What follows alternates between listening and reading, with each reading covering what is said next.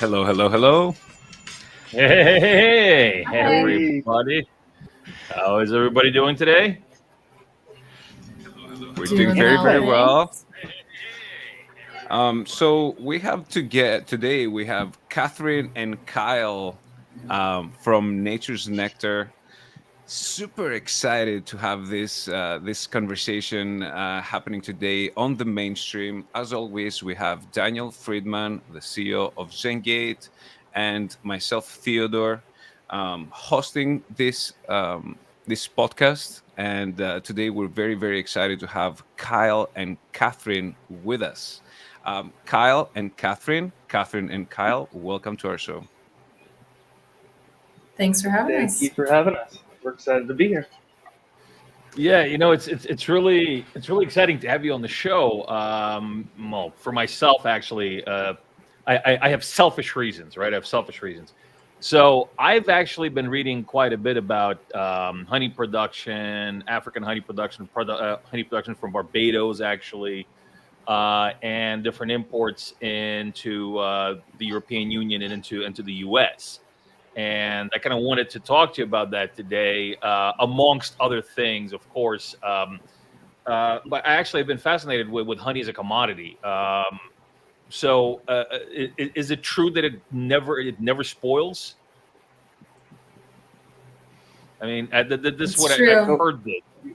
Yeah, it's They amazing, right? found it in Egyptian Egyptian tombs.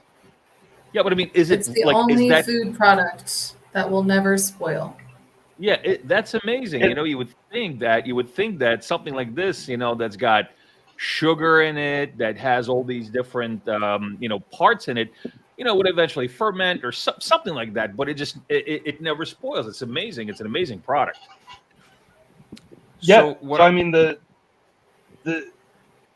it is amazing that it never spoils, but that's really dependent upon when and how you harvest. So if you can buy honey that will go bad if it's not Yeah. harvested properly.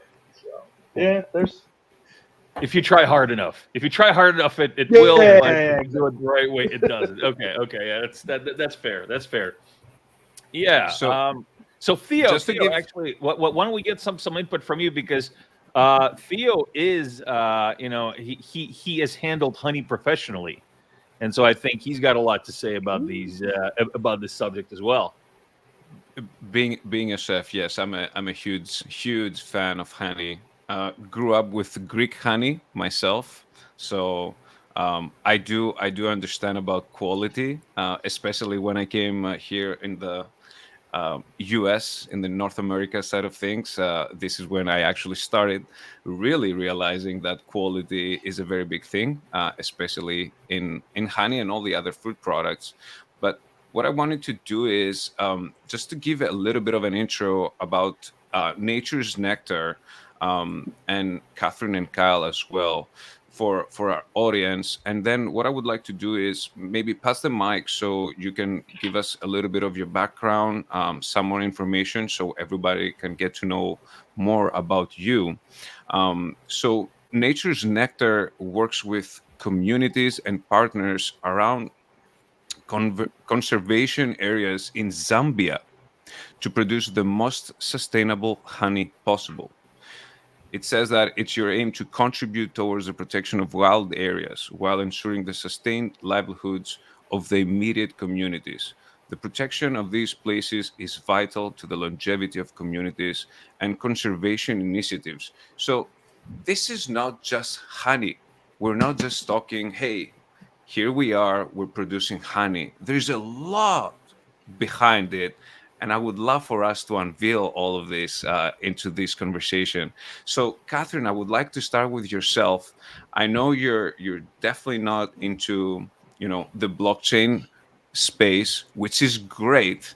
And from the other hand, Kyle, which I know a little bit better because we've had quite a few conversations, um, knows a little bit more about it. So I would like to start off with you, Catherine, if you don't mind giving us a little bit about, a background about yourself, and then we will get to Kyle. Sure. So I am from Texas. I grew up in Fort Worth, Texas, with a large family, lots of outdoor time, playing in the dirt, making our own entertainment, which I think kind of helped ease my transition into Zambia, which I came to Zambia in 2014 as a Peace Corps volunteer. It was the perfect time in my life to be able to travel, nothing holding me back at home, and explore a new place, which Zambia I knew nothing about. Couldn't even tell you where it was on a map at that time, to be honest. And as a volunteer, I was placed in Northwestern Province, which is the largest honey producing hub in Zambia. So I was exposed and got to work with and meet a lot of traditional beekeepers in one of the most rural and isolated parts of Zambia. So I had done a little bit of beekeeping. I was in an urban beekeepers association back in Texas before I left for Zambia, because I've always loved honey, and when I started to learn and understand where honey came from, that really sparked a huge interest in me. So, but when I came to Zambia, I got to understand and start to learn about honey production here, which is completely different than in the States. It's a different bee, it's different flowers, it's different types of hives being used. So everything was a whole new world. And getting to understand and learn about farmer challenges, how the way they produce plays an effect on their forest areas and other crops they're producing as well. It, really had a huge effect on me. And luckily, Kyle decided to come to Zambia at the same time as I did. So we met here, fell in love with Zambia, knew we didn't want to leave. And that was kind of our motivation to start Nature's Nectar. We knew there was opportunity to produce a beautiful Zambian product and something that can bring impact and real change into people's lives, a decent income, better opportunity for education, for healthcare, for whatever anyone would want and need. And that's been our main motivator across our operations, of making sure whatever we're doing is getting a good impact and a good benefit to our number one producer, the farmers.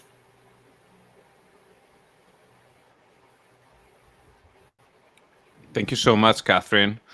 Mr. Kyle, the mic to you, sir. You got it. Yeah, as Catherine said, we came in 2014. I was also a Peace Corps volunteer at the same time. And, we got married in 2017. Then we moved back here to Zambia. We only left for a couple months and then came back and worked for another honey company for about a year. And we saw that their model was really, really good. But what was actually being done on the ground was not great. Because we were out in the field distributing beehives and working with them. So about 6 months to a year in, we started planning our business, and that's how we started Nature's Nectar. So I'll let Catherine go back to the model. But how I got into blockchain and transparency and all these things was we were fundraising in 2018, 2019. And we were about to close a deal in early 2020, and it all fell through right before COVID happened. And essentially, from that point forward, I was just looking for more and more transparency and financing mechanisms. So eventually, I found my way through the blockchain and into Cardano, and that's how I got into blockchain. So I'm fully here for the real fi and the impact. Yeah, it's very interesting that as we have, well, as a company, we've been working with emerging economies and mainly, agricultural commodities in those emerging economies, and it's kind of a repeating theme that to some it's obvious, to others it's actually not. That access to reasonable capital and reasonable financing, trade financing, is actually pretty damn difficult. This is actually one of the solutions that we're working on right now for Sri Lanka, is to provide reasonable trade financing to them, because, and I'm sure that where you're at is the same, probably the same thing. Producers need to take out money to harvest. They take these monies out from some centralized institutions or centralized brokerages. This money is then upped to some double-digit percentages, and then it's a constant thing, right? And so and then they can't go to the big banks because they're either not big enough or they're too risky for the bank. And so in the end, you end up having to pay like 20, 30, even more percent for borrowing money that you have to borrow. So it's definitely something that I personally believe that blockchain can address. Now, I don't believe that we have properly addressed it yet. And this is actually one of the reasons for this podcast, is because I want to say it was born almost out of frustration with the industry, because we have the tools and we talk the talk, but we haven't really walked the walk. And I think it's about time to do that as an industry. And on top of that, figure out how we can go into the, okay, here it comes, to the mainstream markets. I was waiting for it. Yeah. There you go. It's a drinking game that we have. Every time we say mainstream on the mainstream, you take a shot, and it's there fun. You go. People have fun. Kyle already got it. Yeah, it's very interesting that even though these are different commodities, they kind of have the same repeating themes, and I believe that this technology can effectively solve it with the proper ecosystem deployment. So that's just the way I see it. I don't know. Is this something that you guys see on the ground? Access to capital, access to financing, access to or lack thereof is a prominent thing. Is that what's happening?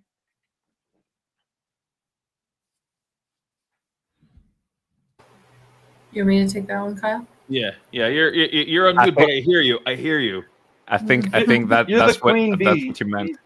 She's the queen bee, so you take it. Yeah, I mean, access to capital is a huge challenge in Zambia. Other than copper, which is the main economic driving force behind Zambia, everything else is agriculture, which means that we are really reliant on all of these small scale and smallholder farmers. But no one is really tapping into the potential of these farmers and what they can produce if they are given the same access to resources, right? So money in general is just way more expensive to access in these rural communities. We have seen it change even just over the last 5 years, I would say, as far as mobile money payments being available to farmers, being able to use mobile money payments to send funds for things like school fees or paying for food products at a small stall in the area. So it's getting better. But if people want to actually get cash that is theirs, that is really, really difficult and very expensive to try and set up a bank account. The travel cost to get to the bank is a lot. The time it takes to get to the bank. I mean, the local transport is expensive and takes a really long time, and like literally days of transit just to go withdraw money from an ATM in a town that you don't even know if is going to be working. That happened to me before. I spent my last available amount of cash to go and withdraw. There was no money in the ATM. So I just sat and waited. That will ruin your weekend. Yeah, it was a little sad. So and people want cash. So one of our challenges is that we want to be able to provide cash payments to farmers because it's less expensive for everyone at the end of the day, but it's a huge risk for us because we're literally carrying around thousands of dollars of cash in small bills. And, to date, it's not been an issue. Luckily, Zambia, and especially in these rural areas, it's a very communal environment. People have your back, they take care of you, but it's a huge risk for us to be carrying around loads of cash to pay out to farmers. It's a huge risk for farmers just to be carrying around cash with them. I mean, people literally stick it under their mattress, keep it folded up with different pieces of clothing, because where else are they going to put it? That's their savings account, basically. So Right. the ability to access finance is a huge challenge in Zambia with the majority of the population right now. Yeah, it's Yeah, it seems like it. Yeah, seems like it's an issue. and even beyond just cash or payments, but like trade financing, the only option in Zambia really is the bank, and it's 25 to 30%, and that's Yep. standard. And if you want large amounts of money, you're taking a big forex risk if you take it in local currency, which is the kwacha, and then you're taking a large forex risk also on the USD side. If you take out a USD loan at a lower interest rate, but then your contracts are in, let's say, kwacha, or the other way around, you just have these giant forex risks. And if you go to the bank, you have to essentially fully collateralize. And who knows what that value is, right? So It's a it's challenge. definitely It's a challenge to get deep into increasing access to finance for even a company, but even further for the individuals we work with. So. it's quite challenging, and the biggest part on this is that not too many people know or understand how challenging that is. And it might sound something very, very small, especially in the Western world, but it's something so big, so important, and so fundamental that if you don't have this foundation, you like the producers, the small farmers cannot really excel and take their business to the next level. um this is very, very interesting to hear, and obviously there's a lot of things. I have a lot of questions for you. I'm really hoping that I can get to as many as I can, but before we really get into the more specifics, I think it's quite valuable for our audience to just get an idea. What are the most the commodities that are most traded in Zambia right now, except honey? We talked about copper. Um, what are maybe the other top three commodities that are being traded or produced from Zambia? And then my other question is, like, what the supply chain looks like. What are the issues that we see on the supply chain side of things?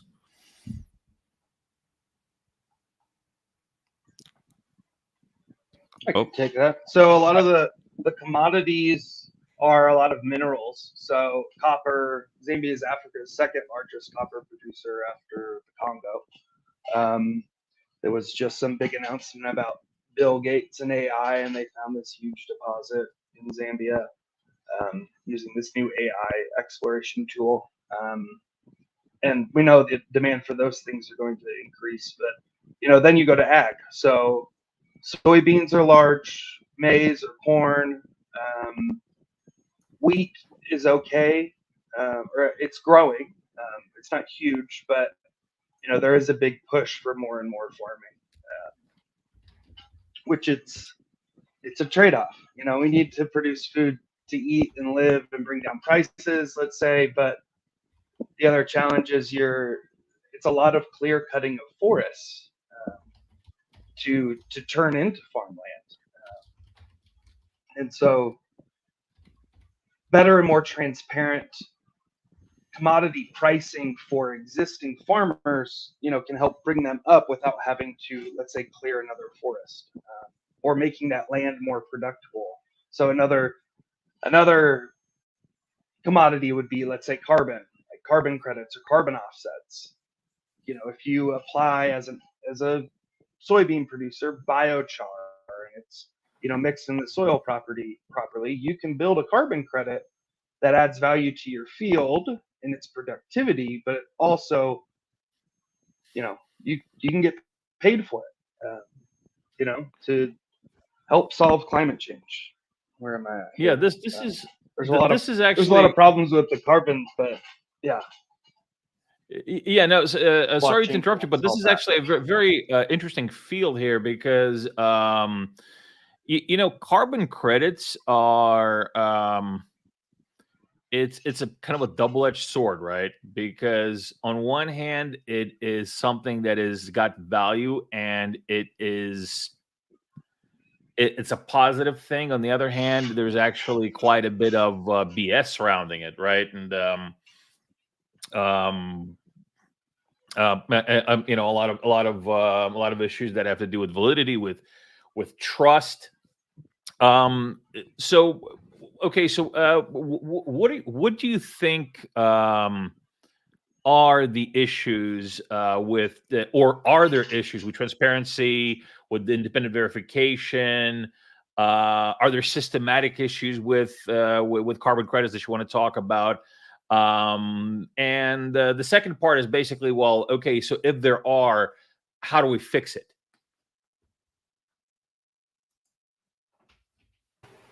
I can answer that, not really specifically about carbon, but another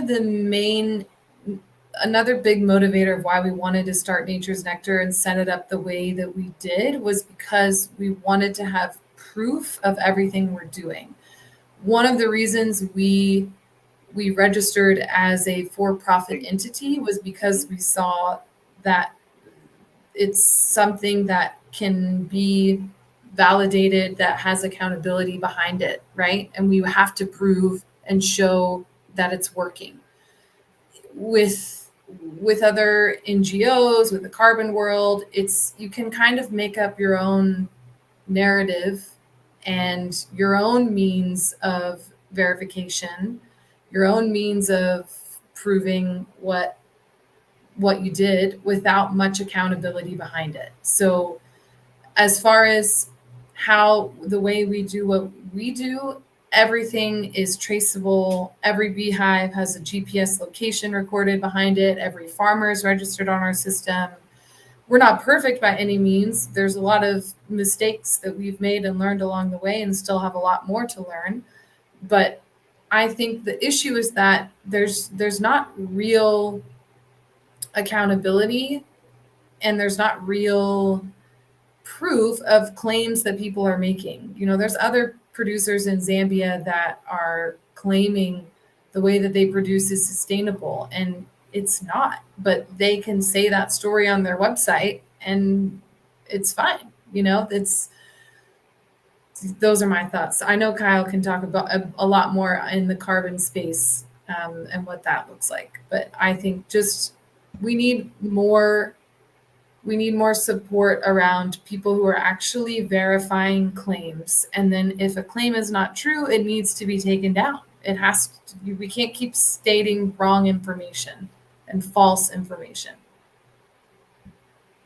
If I could ask like a follow-up question to this, so everybody can get a more clear picture of this. Do you mind like telling us what are the steps, and maybe not all of them, just a high level overview of what is the supply chain looking like, and where could we plug the blockchain, solutions into that, so we can actually make it a real supply chain that people have trust in it, and producers and buyers can actually thrive into this. And maybe Cal can So go over like how honey is traditionally produced too in that. yeah. So, honey is one of the most adulterated food products in the world, actually. I've heard different statistics, around milk and olive oil, other maple syrups. Um, and that's because honey is expensive. So, to try and get a better price for it, people will dilute it with other types of sugars or syrups. So your proof of origin and being able to show where your honey is coming from is a huge necessity when it comes to producing honey. The scary thing is that people have been able to create different blends of sugars and syrups that can go in honey and are not detectable. The machinery behind testing for honey is not as fast as the people that are making adulterants for honey. So, all to say, having a proof of origin that is really down to every single farmer, down to every single hive, is kind of what we're after. So, what we do is onboard our farmers onto our system. We track the location of the beehive. When honey comes, we're able to monitor which farmer and which hives it's coming from, and then we can process with that same type of traceability. That doesn't really reflect right now what we utilize, the system we utilize. We don't have an easy way of showing that full line. I can show that easily from when we collect the honey from our farmers and bring it into the factory. But from there, it's kind of a bigger batch solution of this is where it comes from. This is the entire area of where that has come from.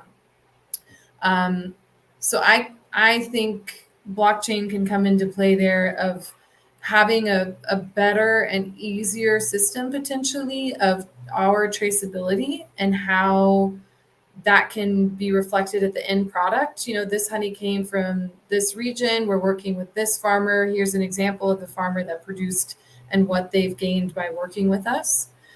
And we have proof of that whole story through the blockchain, right? We were able to show exactly where that has come from.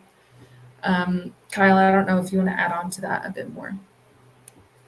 Yeah, and I think it also payments can be integrated into it as well. So you see the financial trade between all parties. But specifically with Zambian honey and a lot of African honey, there's traditional bark beehives. And so our original intention and focus was Northwestern Province, where essentially you strip the tree of its lower bark and make a cylinder, put that up into the branches of a tree, and the bees will naturally occupy. But the problem is the honey sector has grown by over like 2,000% over the last 20 years or something like that, or 700% over the last 20 years. And it's impacting the forest's ability to produce honey. So this is all wild forest honey. It's not from any fields. Bees are not treated as livestock in this system like they are in many other places around the world. So those traditional bark beehives kill one tree for every hive made, or can't be harvested super well. And the most sought after trees are the nectar and flower producing trees. So it's this big knock-on effect. So what we use is top bar beehives. They look like small coffins. And we hang them in the tree, and they work the exact same way, but are able to, overcome many of those problems. Yeah, it's very as I was saying in the beginning of the show. It is actually, well, I read really recently. Actually, I was looking into different types of honey. Actually, because somebody, another associate of mine, told me about this issue, and so I read that there was a study done in 2011 that stated that there's a possibility that over 70% of all honey in the U.S. is actually not honey.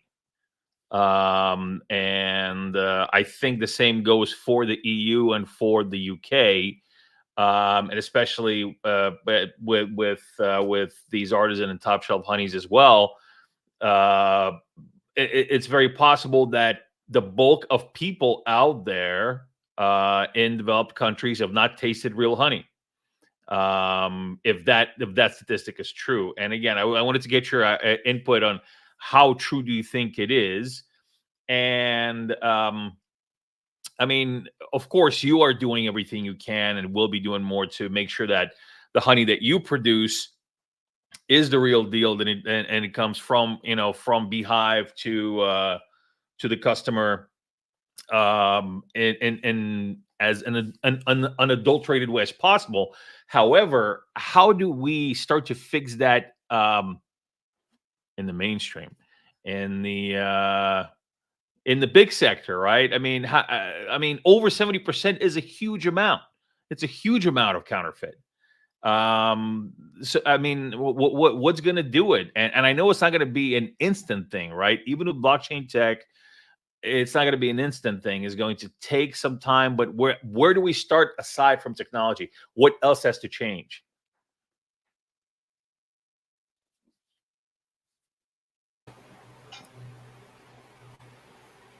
I mean, the end buyer is really responsible here, right? They are the ones that are either procuring honey from some type of middleman, and they're not doing enough due diligence and testing to make sure the honey is authentic, or they're the ones that are actually engaging in adulterating the honey. So the the end buyer should be held more responsible. I've not really seen of a case where someone is banned from selling honey after they found it to be adulterated. We see all these stories that it's not real, but then what happens? Nothing. Accountability is just not there. There's no penalty for putting fake food on the market. Maybe a fine if it's a giant corporation, but that's it. So I mean, well, what does it mean? Do we need legislation? Because look, I get what you're saying with okay, so the buyer should do should do more due diligence, but I mean, look, I don't want to be one of those guys, but I look at honey, it says honey. I go to Costco, I buy honey. I go to a specialty shop, I buy honey. It's not even with honey. It's the same with Ceylon tea, for example. How do you know it's Ceylon tea? Well, because I don't know, Walmart told me so. Because I trust in the brand, right? And so the brand of Walmart will probably not going to try to screw me with fake Ceylon tea. So if they say it's real Ceylon tea, it's probably real. I don't know. So it's a lot of it is kind of trust me, bro, right? But the thing is, I mean, I think it has to be a combination. It has to be a combination of kind of the middle, like middle solution, and more responsibility from the end user or from the end buyer, because I just don't think they have enough tools right now. I mean, that's my perception of this. I mean, like, how do you research that it's real honey? I mean, do you call the company? Do you look it up online? And in the end, you got to think about, okay, so the average consumer, are they really going to go through that? And I'm afraid the answer is no. And so if they're not, then what do we do to make sure that they still get the product, or are incentivized to go the extra mile to make sure, or are given the tools so they don't have to go the extra mile to make sure that the honey is real, and it can just be, trustlessly verified by whatever devices they have already. And that's where the blockchain comes in. And that's where your Your system comes in, but again, is that what is going to take? Is it going to take a combination of things? I like what you were saying there, Dan, like a middle out solution. So in my mind, we need to provide the tools to people that will allow them to start inputting some of their own data points in some way. Who you are, yes, I hit a button on my phone or scan my fingerprint or whatever, and I verify that there it is. Or a Bluetooth scale, let's say, for us that connects to an app that says, the Bluetooth scale said it's 23. We all saw 23. You verified it. You need that along the way, but you need to start it from a middle out. So registering with a digital identity, I think, would be a great way. So you can just track payments, and you don't even have to do, let's say, yes, we're still going to pay with cash or via mobile money, but you could use those systems as an oracle to provide a token that creates the trust within the system. So then, Joe produced 50 kilos and he's been working with us for 10 years and he's in the top 10% of trust by receiving those oracle tokens of some sort that represent something and represent their ability to produce honey. And you just build it up over time. And I think customers do want it. And I think what Katherine, like coming back to where Katherine was saying, is if it's on the consumer, but I think maybe she was meaning like middleman buyer, because there's a lot of middlemen in that industry who just live out of big warehouses and can kind of dump what they want in.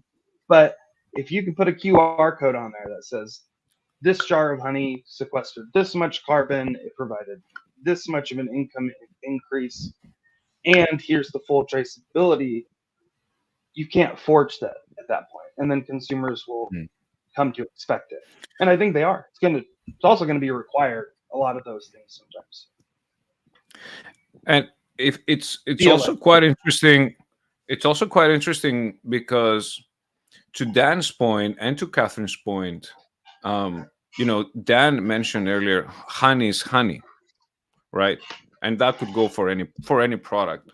But that actually goes to show that, especially in the last 5 years or so, and we will see that happening more and more, consumers are actually becoming more, they're waking up, if I may say something like that, into, because of the internet, because of the social media. People now start being, especially for what people consume, let's just stick to the agricultural commodities and whatnot.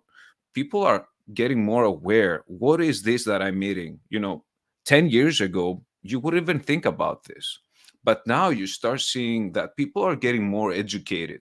So I think actually education is a very big part of, how will I know that what I'm having, what I eat is honey? Because again, people most likely up to this date might think that the Costco honey is the best honey, or the best quality of honey that you could get, because they're not educated. They don't know that this honey is diluted. They don't know that, you know what I mean? So I think it starts from there, which is a very basic problem that we face right now. And that's, worldwide. It's not just in one specific area, not one specific commodity. We see that everywhere. But on the flip side, we also see that the regulator is waking up to this. We see that the FDA and European Union, we see all this legislation that is coming out that by 2026, you need to make sure that there is a proof of origin. You need to make sure that there is traceability component in every product that will be on the shelf. So I think we're actually to this point that people are waking up. And they're at this point that, you see the producer and the consumer at the same time looking to find what the solutions are. What is it? What is this that will take me to the next level? And this is where I think Palmyra is coming in, and also, you know, the conversation that we're having now and we've been having for quite a while now, I think this is how everything starts. You know, conversations like that, obviously, and also at the same time, the solutions that will come by having this new technology. Is it AI, like you mentioned earlier, you know, with Bill Gates and copper? Is it going to be traceability and blockchain technology that can bring access, global access to emerging markets, financial tools, and the traceability? I think a combination of all those will actually bring us to that next level, that next step. And I think we're at this point that, you know, we look back and we see the old, and at the same time you see forward and you see the future of how things will be. And we're at this, you know, at the trenches, quote unquote, right now, that you're you know, we're kind of doing it. We're in the weeds and we're doing it all together right now. That's how it feels. And Yeah, and speaking of the I trenches, apologies. I said the wrong. I said the end buyer. I don't think the consumer, they have a little responsibility to look at what the product is, but it's not their responsibility to know everything about that product and understand the authenticity of what someone is writing on a product is real or not, right? When yeah, I, no, but I we got you. We my got you. head is Yeah, there. we got what where you're coming from, and you're absolutely right. Yeah, and this is, as I was saying, that this is something that's really prevalent in the tea trade as well. You got a lot of these middle guys in there mixing it, diluting it, blending it. Some blended well. Some are actually known for the blend. Some of them are, you know, are selling Ceylon tea out of India. It's, well, you can't have Ceylon tea in India. It's not a Ceylon tea if it's in India. It's I got what you're saying. And you know, speaking of being in the trenches, so I, as I understand, you will be joining us at the World Tea Expo. Is that correct? That is correct. There will be some honey at the Zengate booth at the World Tea Expo. So Ah, limited quantities, there we go. you know. Keep There an eye we out. go. There we go. So If you're let me ask interested you a in little bit about tea, honey is a great product to go right with it. that. I Oh think that's yeah. why Oh we're yeah. here. Yeah. We're gonna be, you know, we're gonna be where the cool kids hang out. That's, you know, Right. we got some Zambian honey, we got some straight Ceylon tea. Whew. I'm gonna be sitting there with a cup at all times. At all times. There you go. Okay, well, let me ask you some questions about that. So, what are your goals for World Tea Expo? What would you like to get out of the conference?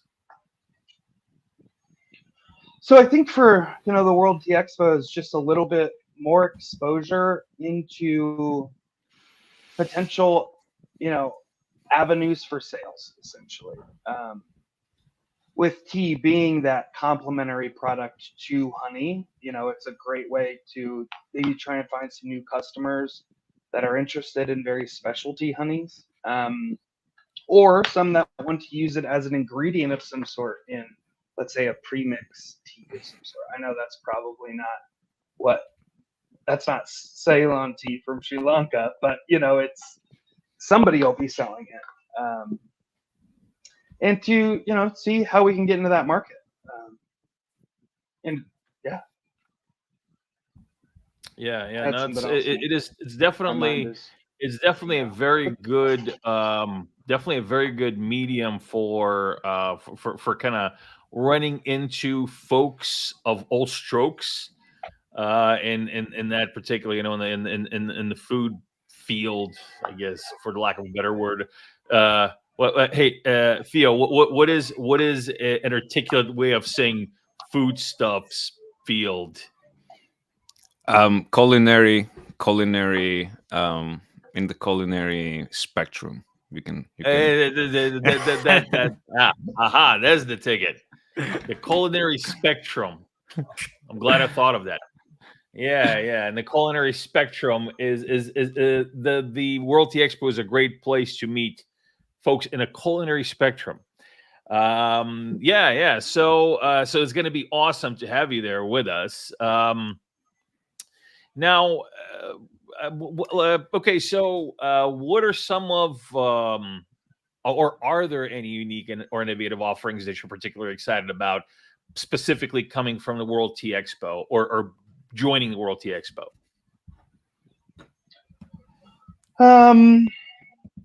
I would say anything specific, but really, trying to find new markets. So currently, we work regionally, and then we're working on getting our honey into the EU.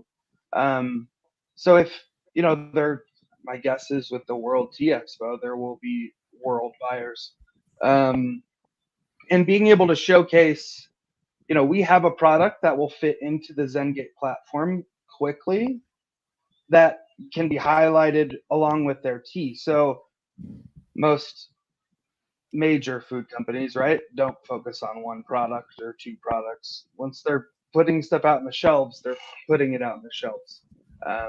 So they could be co-packaged. We're very much interested, and it is a focus for us to do white labeling for people. So if there is another, like a company that is trying to buy tea and honey, or just right now buy tea and get it into the States through Zengate, they could also pair honey with it and create a package of some sort.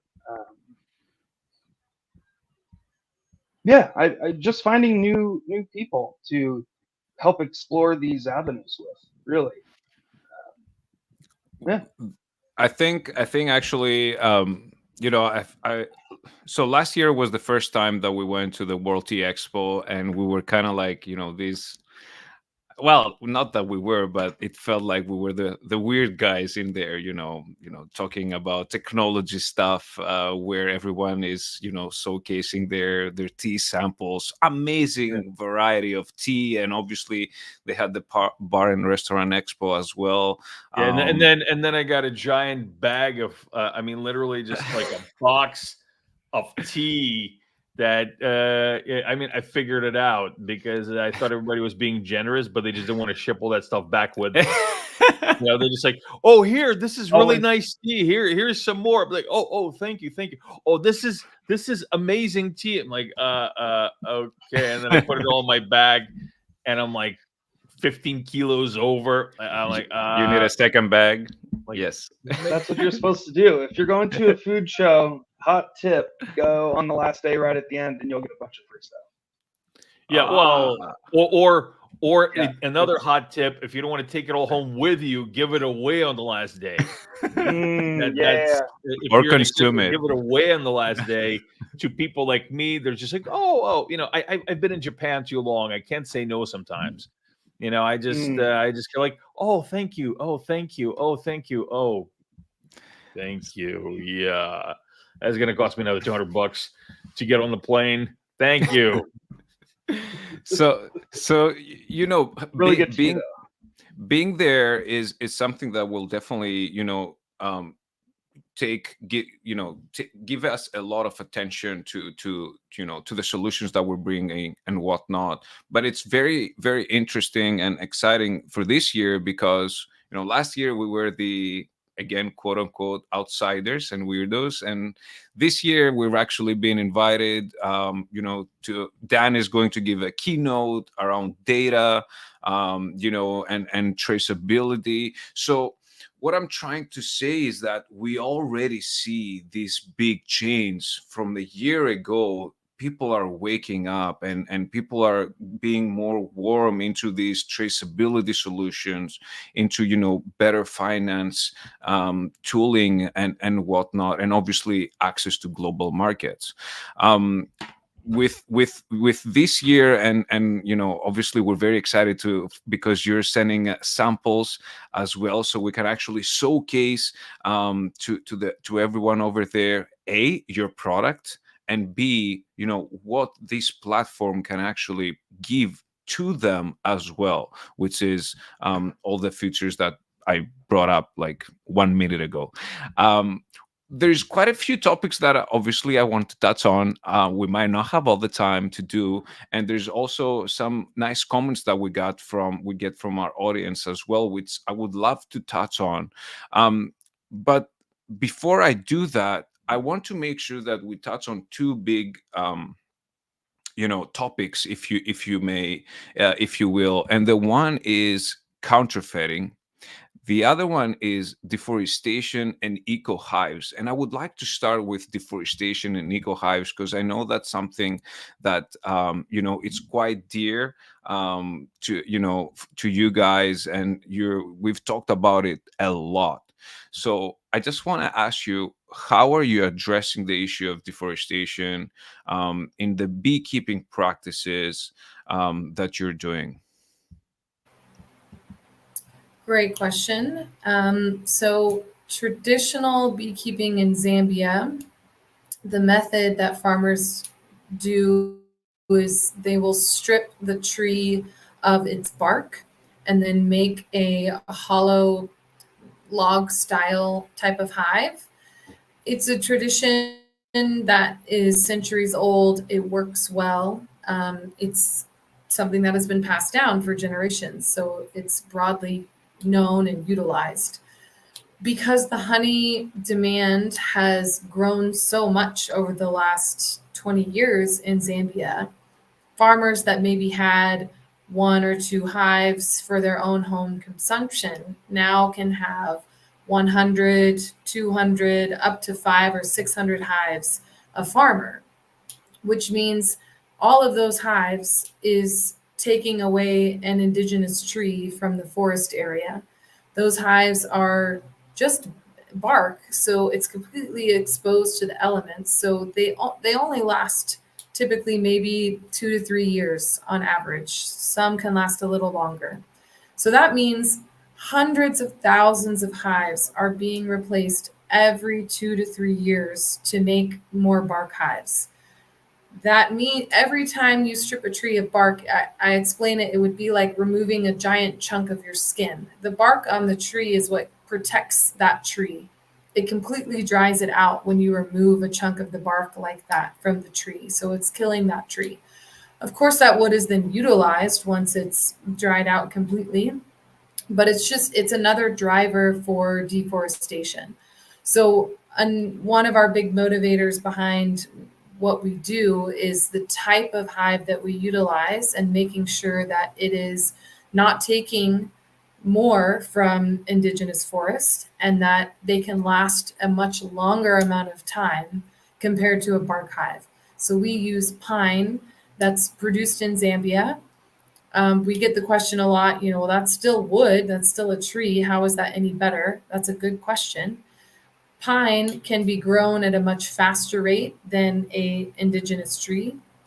Pine requires much less water. Pine requires much less land and nutritional benefit from the soil and able to grow. So pine it's not a perfect solution by any means, but it's a much better solution than bark. So the hives we use, we make a Kenyan top bar hive, and we think they can last closer 15 to 20 years per hive versus 2 to 3 years from a bark hive. And it's how they're harvested as well. With a bark hive, you just have to scoop your hand in and pull everything out. You don't have much control of what you're pulling from the hive. With a top bar hive, you can open the lid, you can inspect what's there, you can pull out each bar one by one as you're actually engaging in the harvest process. So it's a lot less negative impact on the hive itself, which is a better impact on the bees and helping them to survive each harvest as well. And you get a better quality. You're not pulling out so much pollen, the bees are getting trapped in the honey and stuck in there. You're not killing as many bees that way through the harvest. So you get a much cleaner, high quality product. And then we can pay a better price for that because of the quality. I don't know if you want to chat, Kyle, about our ideas of some other types of hives to explore. Go for it. Yeah, I mean, we've explored it for a while. Essentially, since we started, was trying to find an alternative material to wood. We looked at like lightweight cellulose concrete.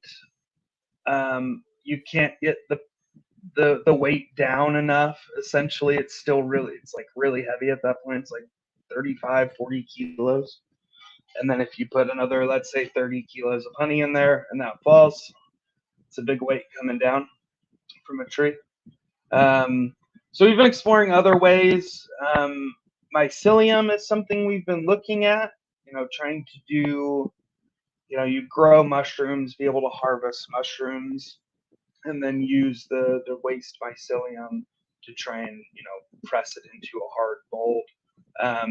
We're still exploring that, trying to figure it out. So we'll see, if anybody else out there has ideas on sustainable materials that are, say carbon neutral, that would be great. Our plans with the carbon credit stuff is to still try and enhance that, but what would be really cool would be if you could drive a carbon value down that is paid on chain to the farmer immediately. Let's say, they get a monthly payment on that, or based on how many the deforestation rate around their hives. There's lots of things to do. Yeah, it just seems like there are well, as I was saying, as we were saying earlier, it's not just one solution that is going to make the entire sector better, and then this is everything from sustainability, from environmental sustainability, from production sustainability to production traceability, authenticity, finance around it, and all these things are tied together.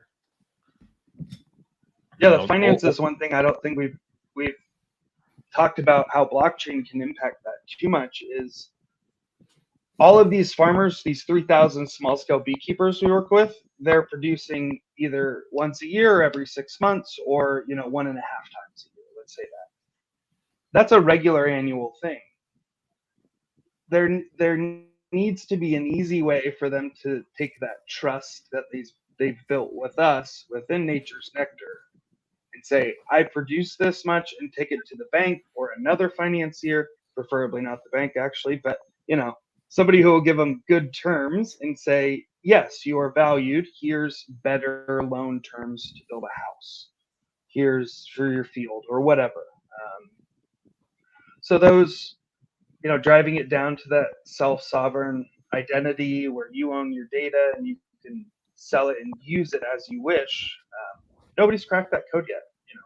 Nobody's cracked the code on rural African financing. There's successes, but it doesn't get all the way down to the bottom.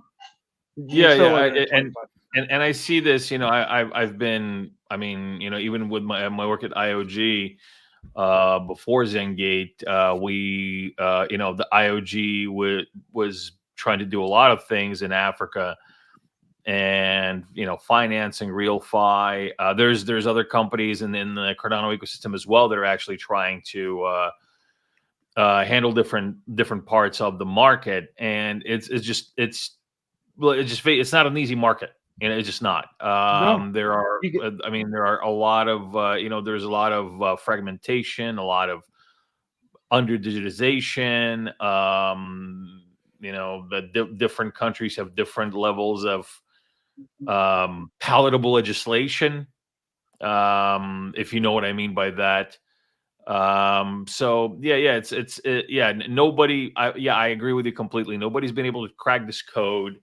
However, I think, it is my belief that we could get really close to it, or at least start making a serious dent with DLT, with blockchain tech. And but again, it takes it takes a it takes a couple of people going in all the way and just not making it. There's going to be casualties. Somebody needs to take a couple for the team here, because that's how it's going to happen, I think. And of course, those people are not going to be down and out for the count. They'll build something else. But We have to have a couple of just people that are ready to go all in. And they fail, but we build, we learn from the failures because they tried things that nobody else had, the stamina, the bravery to try in the region. And then we figure it out. Okay, well, they tried, they failed, they did it like this, but this part got really, really close. So how do we tweak it so that we don't fall out of the plane, we parachute out of the plane. It's building blocks. It's like, okay, cool, we've got a financial identity secured from a honey producer and how to calculate that for honey producers. Now we can bring that over to other commodities, but then you could also use that for other ways to value. You just take all those little pieces and eventually they all can come together. Yeah. This is one of the things that I wanted to say that excites me a lot, is that even now, this conversation, the four of us, we come from different fields, right? And getting back to what I was saying earlier, it's a process that right now we are in, and it's probably, quote unquote, the ugliest phase, because you're getting over the hump of the old ways, and right now you're in the process of building the systems, building the new system actually, and the new ways.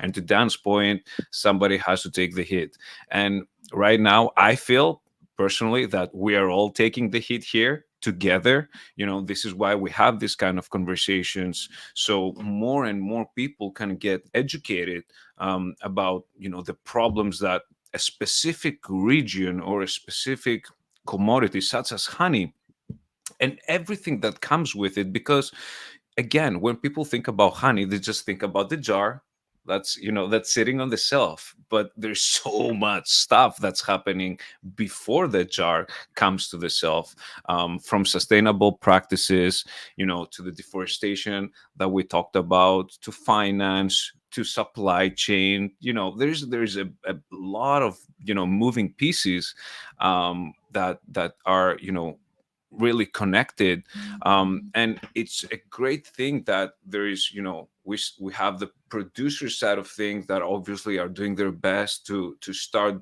having more sustainable practices and educate the people, but at the same time we see that the consumers are getting educated. People are looking for quality more and more, and we're going to see that happening a lot more in the next coming years. So I think we're definitely all in the right path. Is it easy? Most likely it's not. But this is, I think, these are the most enjoyable times that, right now they might feel difficult, but I think we're all going to come out of this, A, stronger, and B, with way better solutions that people will start using. And it's up to us to stay together, keep building, especially in these tough times. And we are definitely, if we keep doing this and we keep showing up on a daily basis, we are definitely going to make it. I personally want to thank you for being with us today and sharing all this amazing information. I want to say I want to thank everybody that was in the audience as well. With I saw some really cool comments and questions that were popping up on the window while we were having our conversation. I just want to do a last roundtable, if you guys don't mind, just to hear your final thoughts. We are obviously going to have you with us again on another episode, just so we can talk about the whole progress and everything else, and obviously the work that we're going to be doing together. But for now, for today, I would like to start with Katherine. Any final thoughts, Katherine, from you? And again, I just want to thank you both for being with us. Thanks for having us again. This was a fun conversation. Glad to be here. I know Kyle started the conversation with me saying I'm a traditional, I'm not a tech savvy blockchain fanatic, shall we say. But I completely agree with you around the potential that this can bring and enhance not just our operations, but the entire ecosystem, food as a whole, being able to be traced and understood by consumers. I mean, there's a massive potential here, and I'm excited to see what's built in this community and what we can work with. So thanks again for having us. Thank you, Katherine. Mr. Kyle, any final thoughts, sir? Yeah, just thanks for having us on. I appreciate you guys being open and available and willing to chat. And if there's anybody else out in the audience who wants to get in touch, our website is naturesnectarzambia.com. This sounds very rehearsed.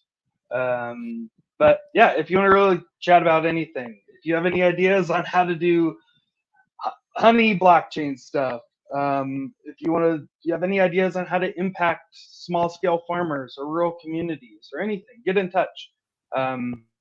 More than happy to have a conversation, like Chef was saying, and find find the common goal that we can all strive for. So, cheers. Yeah. Thanks. Thanks for coming on the show, and we will definitely be seeing you again. Have a good one. All And right. thanks for tuning in, everybody.